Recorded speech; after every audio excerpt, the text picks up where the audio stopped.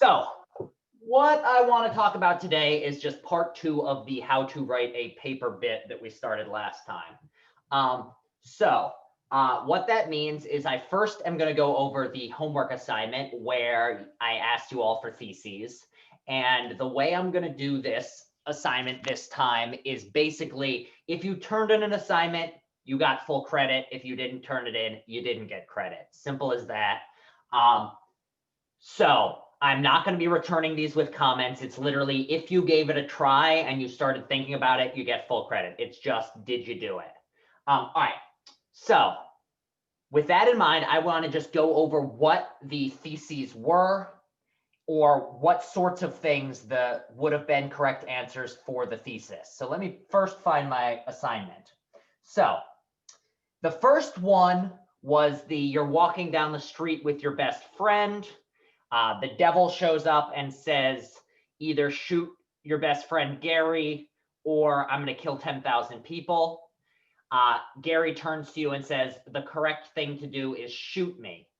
What are your 2 possible theses for this paper? What are the 2 views you could have that you could write your paper around?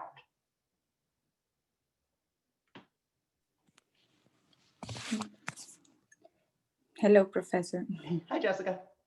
Okay, so for thesis 1, I wrote Gary needs to be shot because he's aware that his life can save 10,000 people. Perfect. And then the other one is just going to be the flip side of that. So if you want to say it, Jessica, feel free, or I can just take over. Well, I just wrote something else. I wrote Gary should be shot because his newborn needs him. So, so for this one, actually, on this sort of thing, those would actually be 2 versions of the same thesis. So the opposite side would be one in which you say Gary should not be shot. So one would be, yes, you should shoot Gary. The other side would be, no, you shouldn't. And again, I don't really care about how accurate these are as long as you're giving them a good shot. So for this one, the 2 possible theses are, in this paper, I will argue that shooting Gary is wrong because he's a good person. That would be the flip side. So in this paper, I will argue that I should shoot Gary, and then ... all the same, except I shouldn't shoot Gary. So yeah, these are your 2 views you could have for the first prompt, which means as you're writing your paper should be arguing, if you write on prompt 1, it should either be arguing for this one, that you should shoot Gary, or this one, you should not shoot Gary. All right, the second one, Carl and his Nazi website. The case is there's this guy named Carl. He wants to start a neo-Nazi website that has a message board that neo-Nazi white supremacists can talk on. And it's got like an eBay thing for selling Nazi memorabilia. There are 2 possible theses here. What are the 2 theses? I could put what I wrote. Yeah, that's totally fine, Carl. I say, yes, Carl should create the website because of the freedom of speech. And then Perfect. second option is like, no, he shouldn't create the website because it will create more racism in the world. Perfect. Those are exactly what I'm looking for with the theses. Pamela put one up. Carl should be allowed because he's not hurting someone, or considering the controversy of online forums, Carl should not be allowed. Also perfect. And so what this shows is there are multiple ways of doing this. Basically, Carl should, or Carl should not. And then the last one, the Krogan one, you're on an interstellar voyage. You come across these crazy, violent reptile people who use nuclear weapons and blow stuff up. However, they grow up, they're from another part of the galaxy, and they grow up in a different environment to us. So what are the 2 possible theses if the question is, should you judge the Krogan? So what are the 2 theses? One of them would just be, yes, you should, despite their differences, you should judge the Krogan and think they're morally reprehensible or they're bad, or even though they're in a different environment, you should still think they're morally corrupt. The other side would be, even though the Krogan do things very differently from us, you shouldn't judge them because their environment and ethics are so different. So either of those, basically you should judge or shouldn't. Or shouldn't. So that's what you had to do for today's assignment, is just come up with those possible theses. Now, what we're going to talk about today is how do you turn this little chart of 6 possible theses, how do you begin to turn it into a final paper for this class? And so the first step of everything else is going to be what? What is the first step? You've got these 6 theses laid out. What is the next step for writing the paper? How many people? Choose which thesis you want to write about. Exactly. Spot on, Jessica. So now you look at these theses and these topics and you think, which one is most interesting to me and which is the one I think I could argue for the best? So when you're asking this question, literally it comes down to choice. And remember, the goal is this paper is a reasoned defense of a claim. So your goal at the end should be to show your reader, why you are correct and why your thesis is correct. So the goal is to come up with whatever thesis you think you can most clearly explain. So if because you're most interested in topic number 2 and you think it's really interesting and you can come up with a really good reason that Carl should not be allowed to make his website, write on that prompt. If you decide instead, you know what, Nazis don't interest me, I don't want to have to think about them, I want to talk about aliens and why if you come across an alien society, you can't judge them, boom, go with this prompt. That's really what it is. It's a matter of personal preference and what you think you can write about the best. So now, how do you decide what you can write about the best and how do you go about structuring this? So I'm going to erase this and then start writing up how I think you should go about approaching the paper writing process. So I'm going to erase this. And again, for those of you who came in late, basically, if you turned in an assignment, you got full credit on it. I'm not going to be giving these ones back with feedback. I'm going to save that for next week's assignment when you're actually going to give me an outline of your paper. All right. So basically, if you turned in the assignment, you get full credit. Done. Boom. And now that we've gone over them, you should have an idea of what the possible theses are. So you've now decided that, or you started thinking about your theses. Now, how do you go about, what should the next goal of your paper be? How should you go about structuring things? Now, everything else in the paper needs to revolve. What did I call my blue line? There it is. Everything in the paper, you should think of the paper as just unpacking or supporting the thesis. Every other thing you do revolves around and refers back to and is in service of proving that your thesis is correct. In the same way that if you're writing a cover letter or you're writing a letter of recommendation, every single thing you write, the goal of it, every word should be geared towards proving to who's reading it that you should be hired. You don't want anything that's unrelated to that. You want it focused and everything should serve that purpose. So if your thesis is the overall thing you're trying to argue for, then everything else can fall into 2 camps. Background, information, formation, to understand, background information needed to understand issues, and 2, your reasons. Everything else in the paper is geared around the thesis, and everything else in the paper should be thought of either as explaining why your thesis is correct or providing the foundations needed so that somebody else can understand your reasons. So for instance, if we had a thesis of prove to me why New York City is the greatest city in the United States of America, that would be your thesis. New York is the best American city. And then everything that goes in other than that is going to either be background information about New York City's history or where it is or anything like that, so that someone would need to understand the claim, or it's going to be your evidence, your reasons to think that your thesis that New York is the best is true.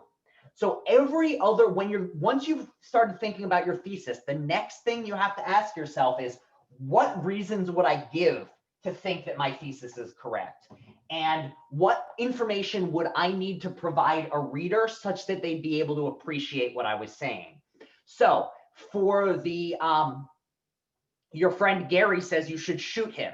If you want to argue he's right, what you're going to have to do is provide some background so that the reader knows what's at issue, and you define the key terms. You're also going to have to give an explanation of what Gary's argument might be like, so that you can then explain why that argument is right. If your Krogan are morally reprehensible, you're going to want to describe their society, and you're going to want to say why what they do is so bad. So you're going to want to say the background so that you can then give your reasons that it should be judged. If you're talking about Carl and you think he should be allowed to start his website, you're going to want to start by discussing what free speech is, so that you could then say, and because of free speech, he should be allowed to start his website. So you can start just thinking in your head about how do you go about this writing process? What background things will you need to bring up? And then what reasons will you have to give to think that your argument is a good one? And the best way to go about this is to start by just brainstorming possible reasons to think that your argument is correct. So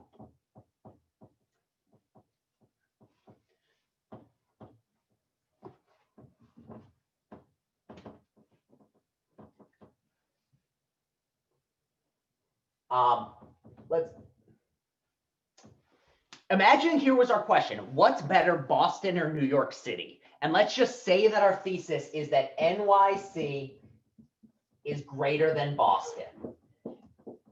Now, Boston, what are reasons we could give? If we wanted to write a paper on this, the next step is to brainstorm reasons you could give to an audience or to a reader to prove that this statement is correct. So your thesis would be something like, in this paper, I will argue why New York City is a better city than Boston.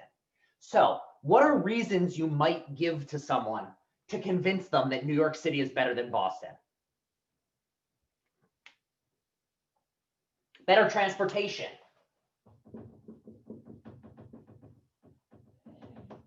What else we got? Diversity. We're diverse.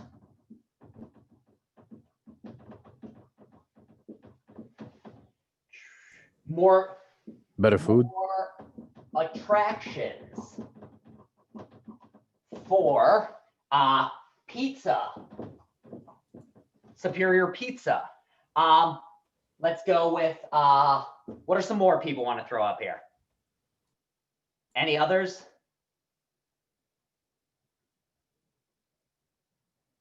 I'm trying to think what other ones. Culture. Jenny, did you say culture? Yes, it's Okay. mixed. Cultural Modern infrastructure, maybe. the activities, say infrastructure,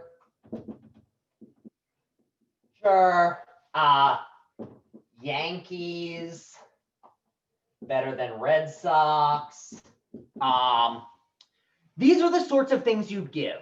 So in a paper like, so this is an imaginary prompt, but if we were doing it on the Krogan sort of case, or the Carl K. Carlson and his Nazi website case, or the Devil and your friend Gary case, you'd want to do the same sort of thing. You'd want to think to yourself, all right, should I shoot my best friend?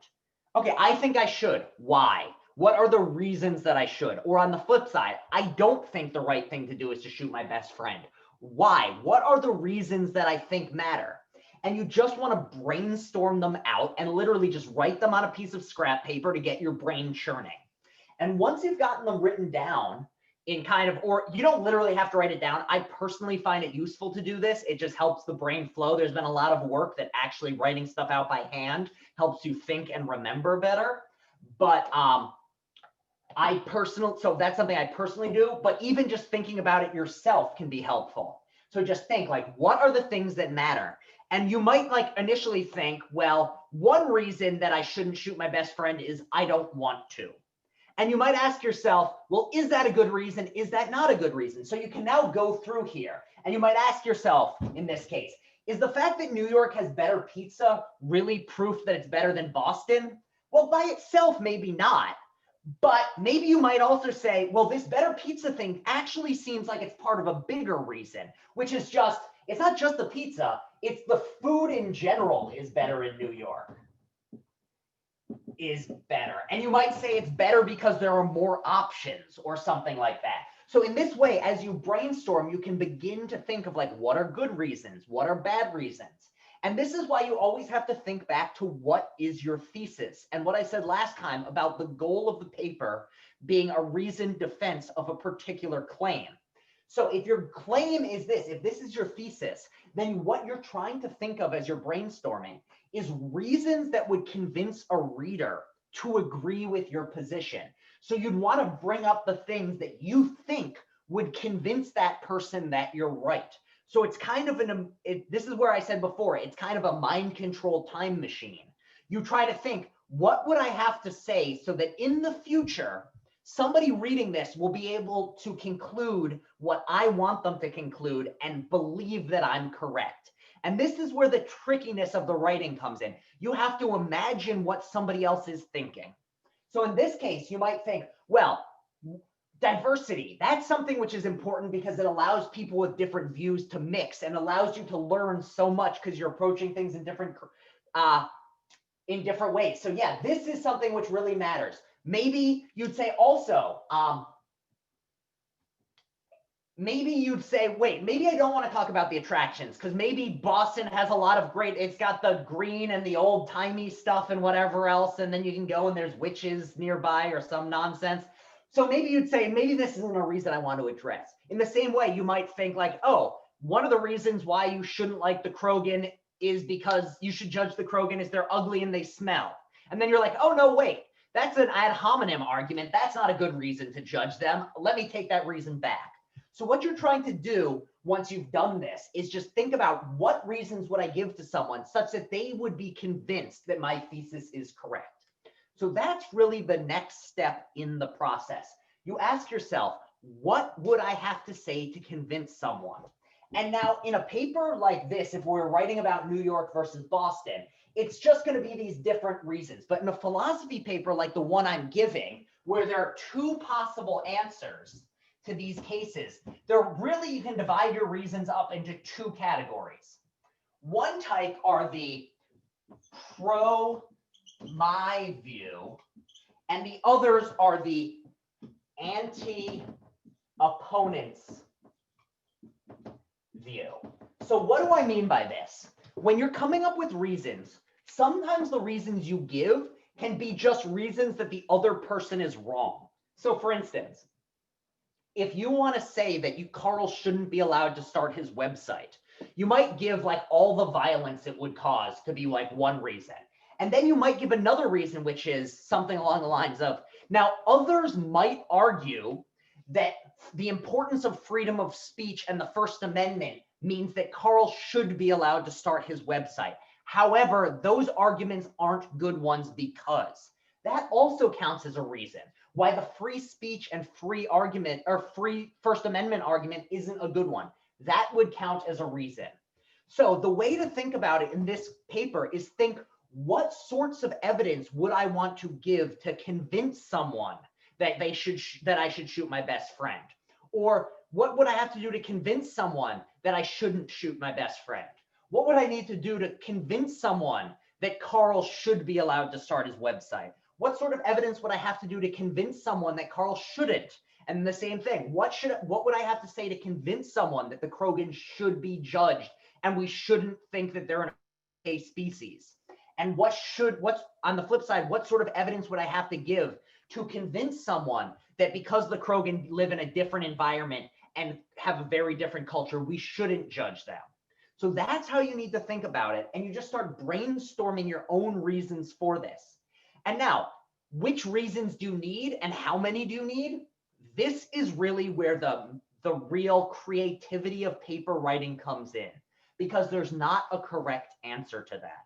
There are many different ways in which you can succeed in one of these papers.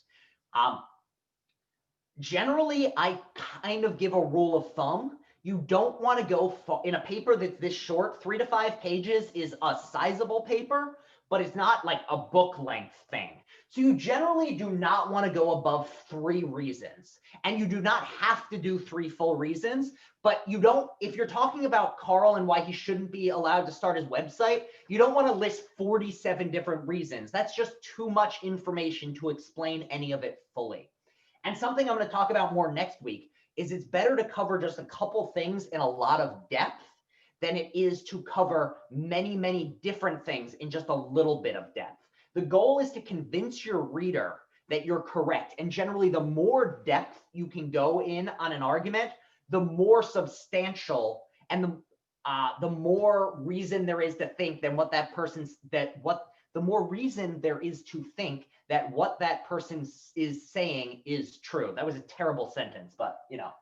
So this is generally what you want to do next. Once you've gotten your thesis down, think of your reasons. Ask yourself, are these good reasons to think it's true? Are these bad reasons to think it's true?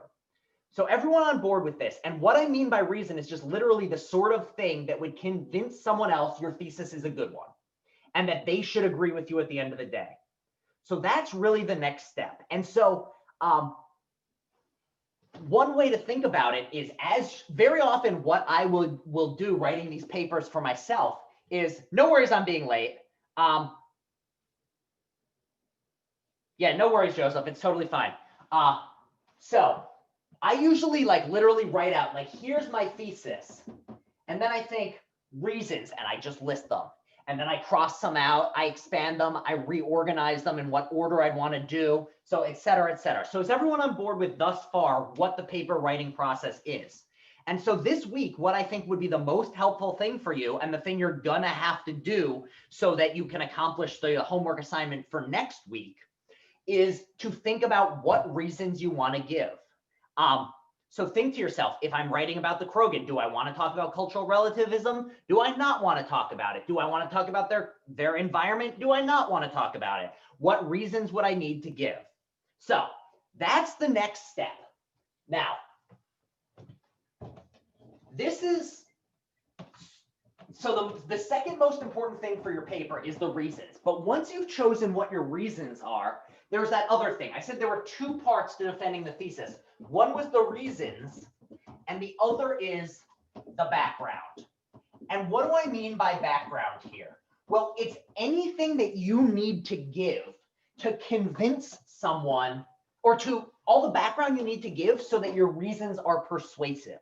So for instance, if you want to convince someone that New York City is better than Boston, one thing they need to know more about is what New York City is and what Boston is. If you're talking to someone from, let's see, if New York is pretty, well, those are both cities which are pretty well known, but you can imagine someone got in a time machine from the Roman Empire and showed up and was like, hey, what's better, Boston or New York? What are you even talking about? What would you have to explain to them so that they could understand it? Now, in a practical case, like these papers, if the first paper you want to discuss why you should shoot your best friend because utilitarianism, one thing you're going to have to do is explain what? Well, what is utilitarianism? Same thing in the Krogan case. If you want to talk about why the Krogan shouldn't be judged and because cultural relativism is a thing, you have to give background and explain to your reader what cultural relativism is.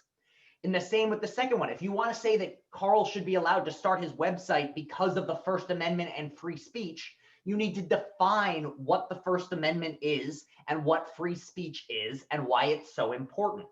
So this is all what goes into the background. Another thing you're going to have to do for this prompt is these prompts are, I'm asking you about particular imaginary cases involving particular imaginary people. Therefore, if you were trying to convince someone whether or not you should shoot your best friend Gary, you need to tell them who the hell Gary is and what the situation is that you're thinking about shooting him.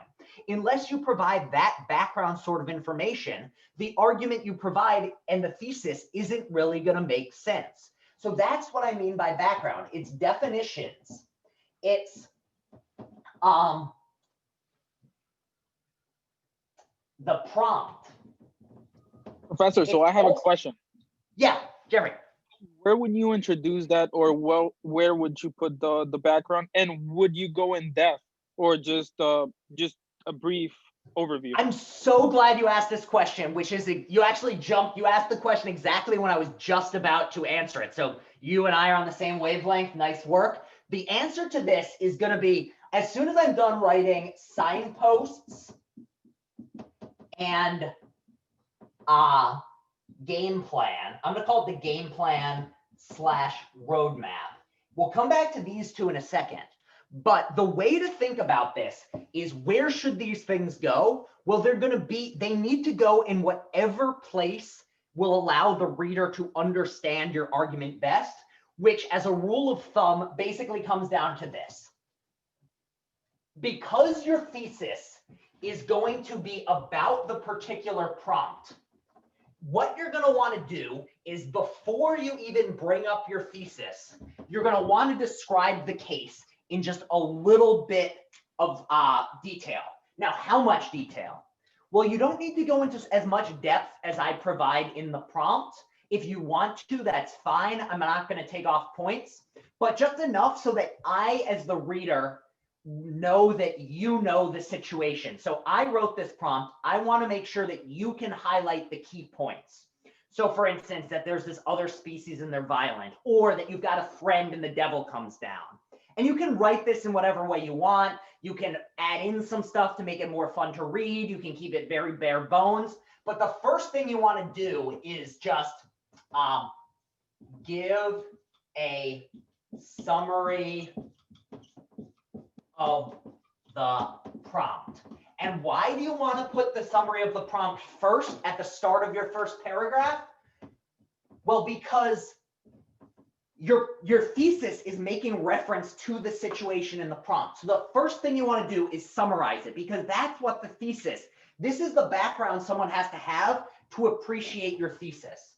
Once you've described the prompt, then the next sentence in that paragraph should be, let me actually do it this way. So the first thing, A, should be you give a summary. Then B should be your thesis. So how long should the summary be? That is kind of a gut feeling. What would you have to say to convince your reader, or to provide the reader with enough that they can understand your thesis? Now, once that's done, what comes next? Well, I'm going to put in optional C, game plan. This would be the final few sentences of your first paragraph, and I'm going to come back to this in a second. Optional C, game plan. That's what paragraph 1 would look like. Now, generally with paragraph 2, that's where you're going to want to bring in your crucial definitions. So any definitions that you need for the reader to understand what comes next. So paragraph 2 would be definitions. So this would be things like, if you're talking about, so I have another class in which I teach it's a cyber ethics class, which means it's the ethical questions that arise from internet technology. And so you can imagine in a paper like this, one of the questions that I've asked before is things like, imagine that the government mandates a COVID tracking app, such that if you get COVID, you have to register with this app that you had it, so that people can track you at all times. And the question is, should this be allowed, or is this a violation of privacy?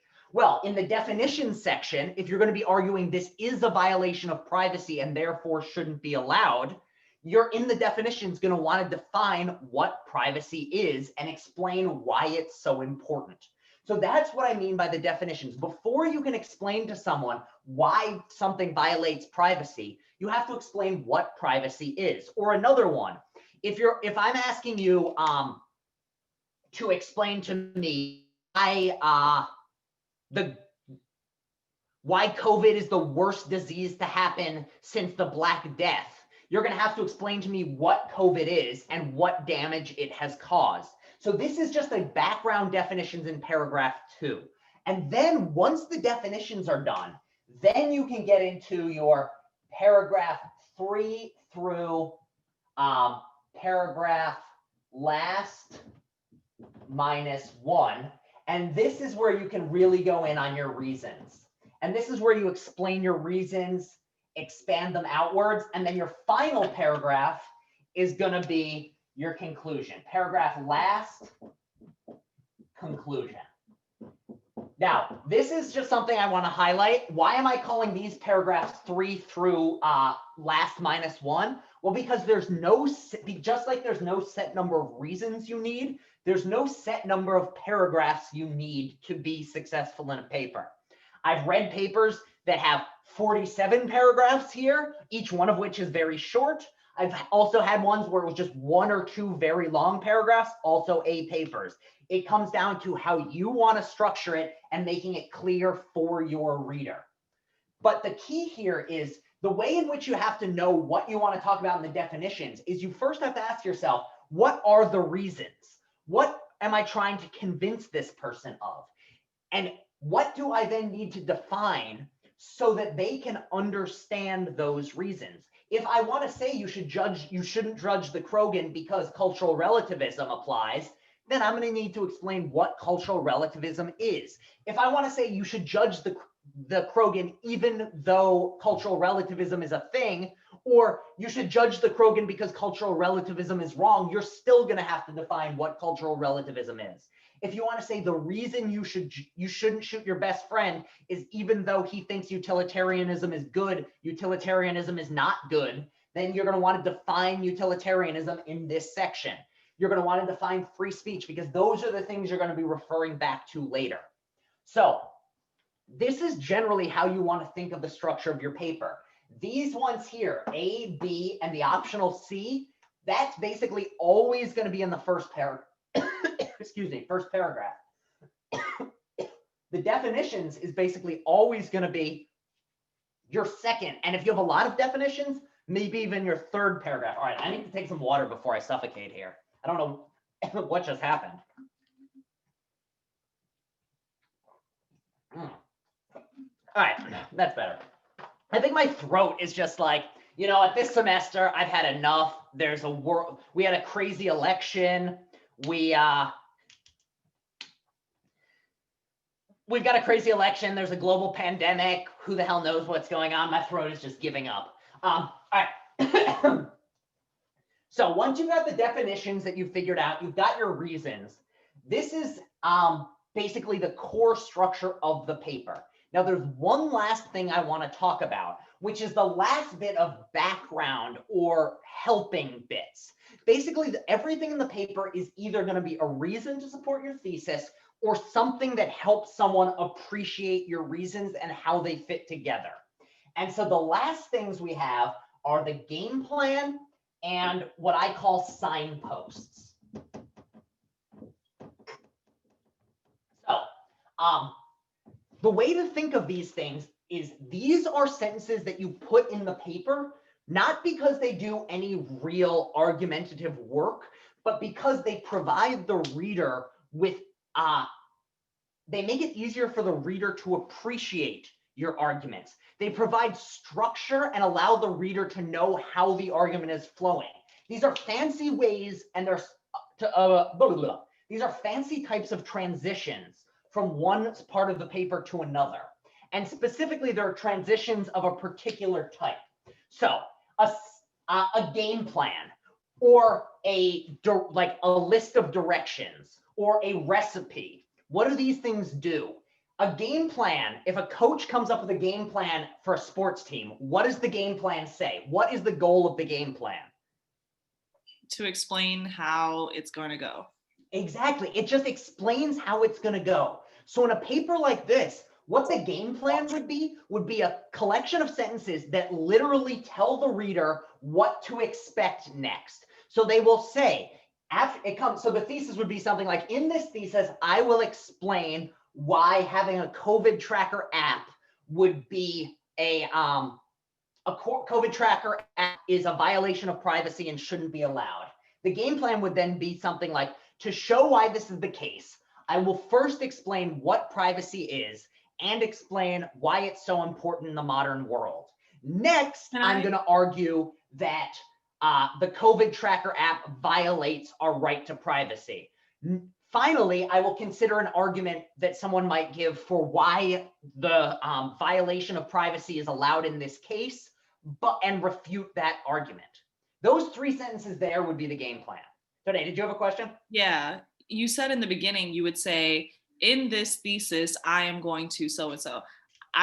So we're going to say it like that, or would we just state the thesis? I'm so glad you bring this up. Thesis?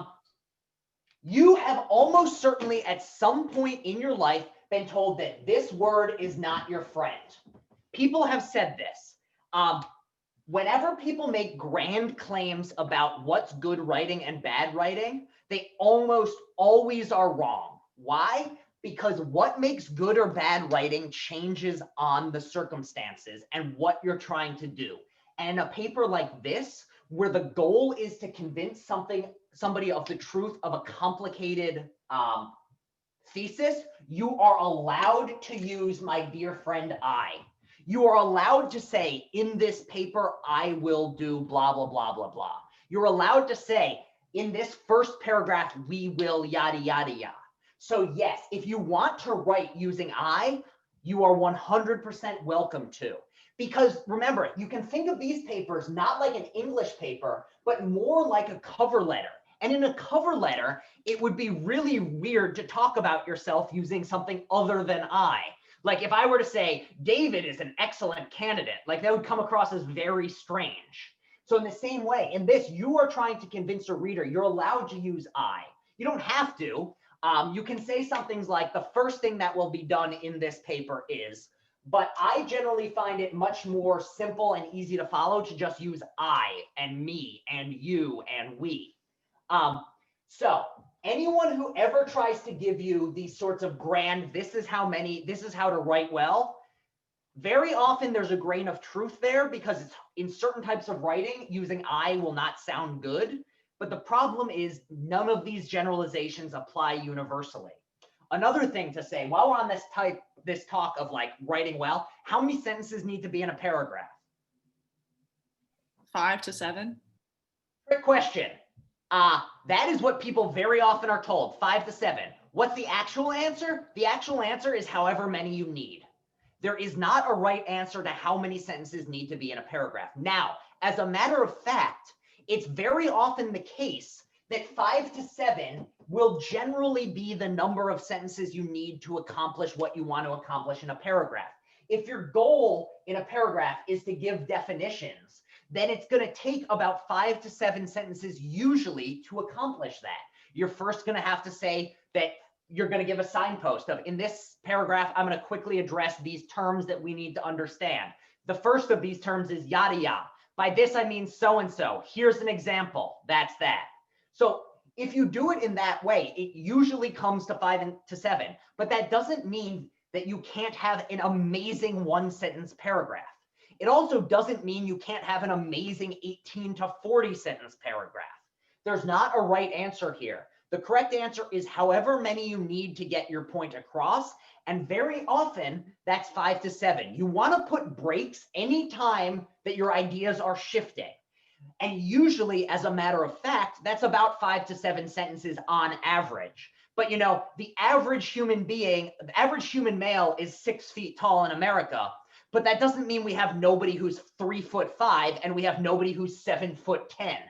There is a range. The average is 5 to 7, but that doesn't mean everyone has to be.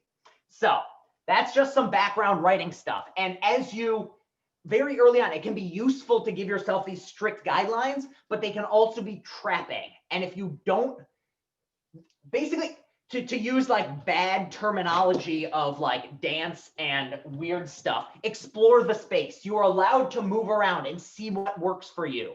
How many words have to be in a sentence? Again, however many you need. How many paragraphs need to be in a paper? However many you need. There is not a right answer to questions, which is why paper writing is so hard. People talk about it like it's a recipe, like you do this, you do this, you do this.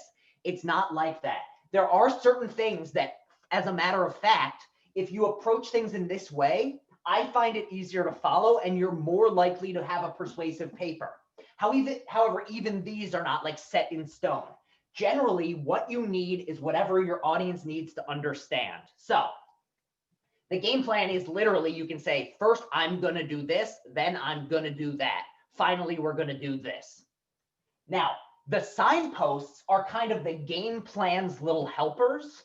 So what does a signpost do in the real world? And I'm not asking about a paper signpost. I'm asking, you're walking down the street and you look up and you see this. What does that tell you? What information is explained by this? It gives directions and info. Specifically, what info does it give you? If you look up and what is you see here? What do you know about yourself at this point? If you look up and see this sign. Yeah, you know the street number. You know where you are. That's what a signpost does in a paper. It tells you where you are in the argument.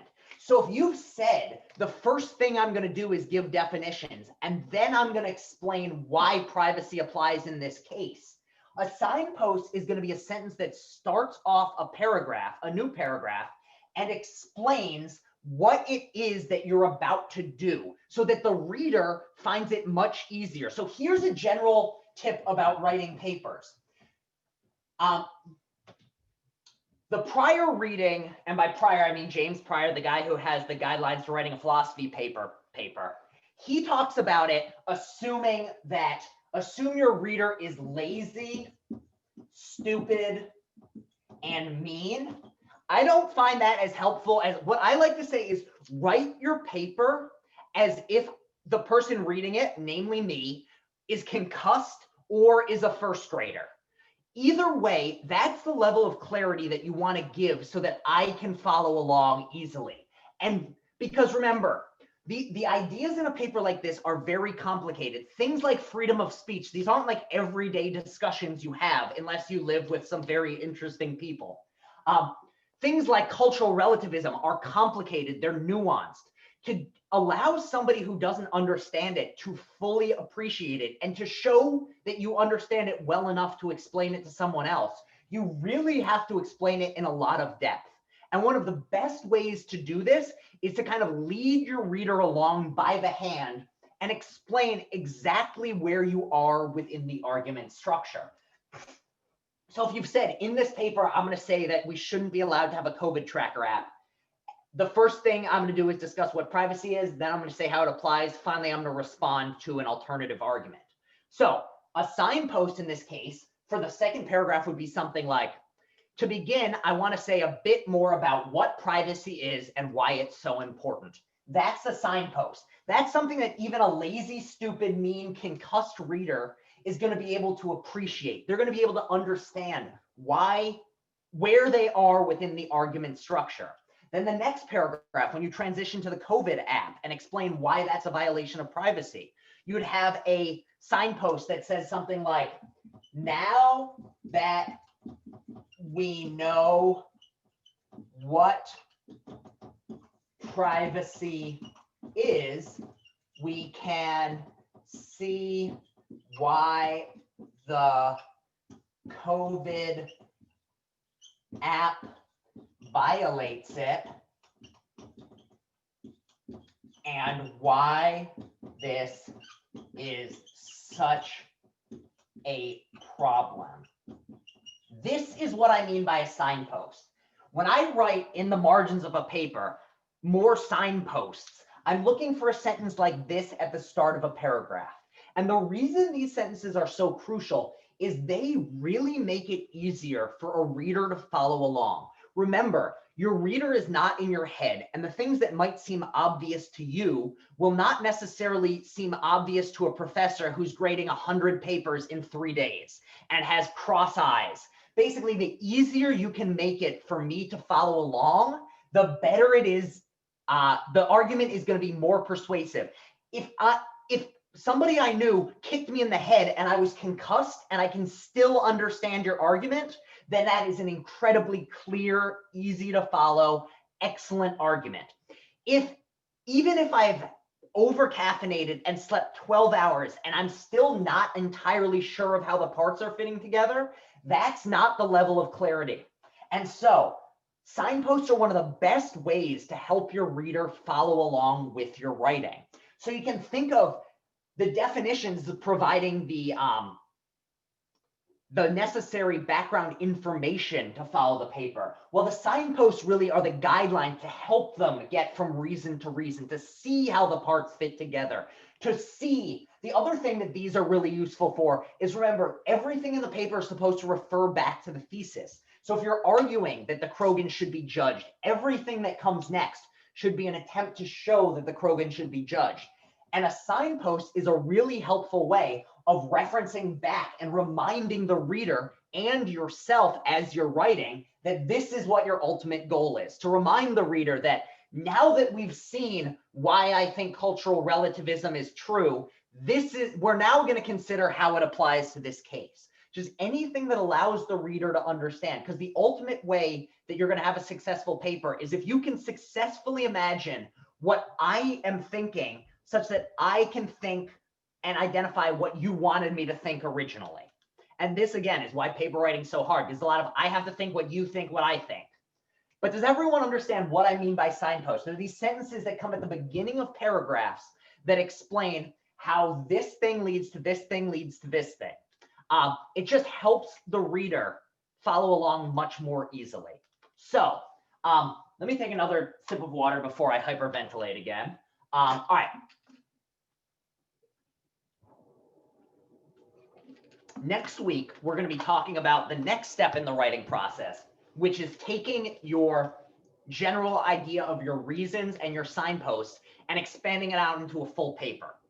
But for next class, the assignment you have is basically think about what thesis you want and pick one of the 6. And once you've got one of the 6, come up with an outline for the paper. And so what I'm going to want you all to do, and it's written on the assignment sheet, but just so you know, just to put up on the board what I'm looking for, I want you to write down basically what just a very rough outline of how you plan on structuring your paper, which basically means say what each paragraph is going to do in that overall structure, what your signpost at the start of that paragraph, and what your signpost at the start of that paragraph is going to be. Because another thing that will help the reader follow along is make sure, which one would I choose? I don't know. It depends on my mood. Probably I would not choose the third one, but that's just because I would spend so much time overthinking it. Because another thing to remember, you don't want too many reasons. And that's the one I'd be tempted, just the way my mind works, to write like 17,000 different things. So any of them though, yeah, 17,000 things is a lot of things. But basically, what I'm going to want you to write on the assignment is something like this. So you would write paragraph 1. This is my intro thesis.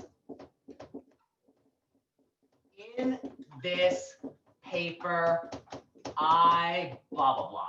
Paragraph 2. This will be my definitions. Signpost. To begin, it's necessary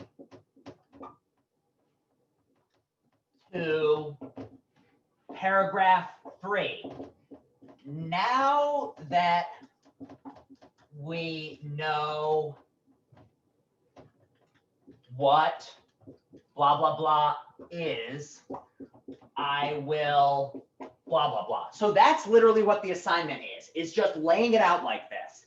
And one thing to keep in mind for making the paper clear is try to make it so that each paragraph has one job and one job only. You want a paragraph to be a self-contained idea. So you don't want to jump around. If we were talking about privacy and like so let's say this COVID tracker app, and you have 2 different reasons. One of the reasons you shouldn't allow it is because it's a violation of privacy and people might be able to get medical information about you. And the other is it puts you at risk because people can track you physically. Well, if those are two separate reasons, cover all the privacy stuff in one paragraph and then all the security stuff in another one. So by laying things out like this, you can try to imagine through your reasons. All right, if I'm going to be arguing that the Krogan you shouldn't be judged because of cultural relativism, this paragraph would define cultural relativism as the other terms. And then this one, what will I do in this paragraph? Well, you want it to be so that this paragraph is going to have a particular job you could summarize in one sentence, and that you could then turn that one sentence summary into a signpost. So that's what I'm going to ask you all to do for next class. And while this week, for those of you who came in late, I am not going to be giving comments on the 6 theses, because basically if you did it, you got full credit. Even if you got it wrong, I just wanted you all thinking about it. Next week, however, I'm going to read over these and give everyone feedback on their outlines as quickly as I can, so that you can all use that as a guide as you work on the paper itself. So for next class, I want you to write up this sort of outline. If you have any questions about it, feel free to email me. If you want me to go over it with you in office hours or something, just reach out. I don't want this to be too stressful. And again, I'm not really going to be grading it on quality at this point. This is a way of forcing you to think about the paper before it's actually due. Because one thing I've learned over the years, there is a very strong correlation, and I'm pretty sure it's causal, not just correlative, that the closer to the deadline that you start the paper, the worse you do. So the further away, the more time you just let the idea bopping around. So yeah, it's similar to a proposal, but it's a little bit, it doesn't have to be as like detailed as a proposal. It's more that I really want people focusing on thinking about writing signposts, because they're so helpful. And the other thing is, I want you thinking about how will I structure the paper? And what's in this final outline, if your final paper doesn't stick to it exactly, that's okay. This is just kind of a way to force you all to think about this a little bit in advance. Even if you end up writing something which is total crap because you're rushed and it's the end of a crazy semester, I just want it bouncing around in your head, because the further away you start thinking about it, the more the ideas can bounce around and bake in your unconscious and come out in a reasonable way. Generally, if you start the paper the night before, no matter how good you are at writing, no matter how much you understand it, it is very difficult to write a high quality paper. So for next week, I want that sort of outline.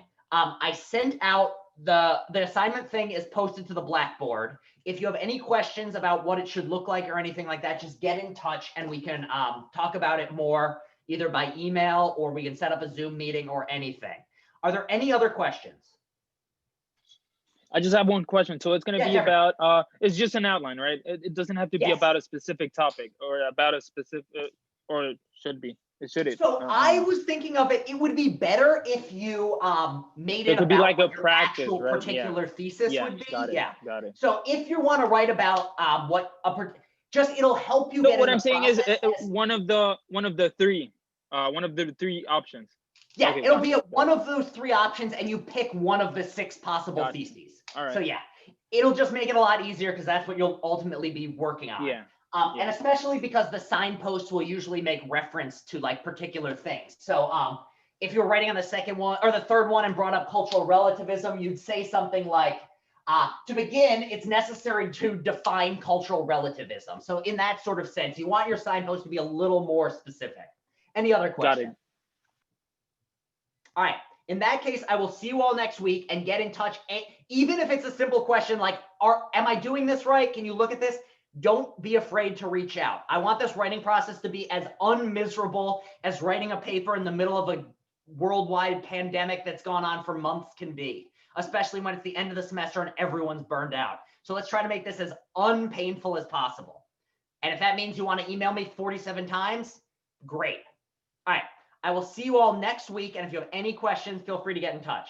Have a good one, everyone. Have a good one. Take care, Professor. Bye.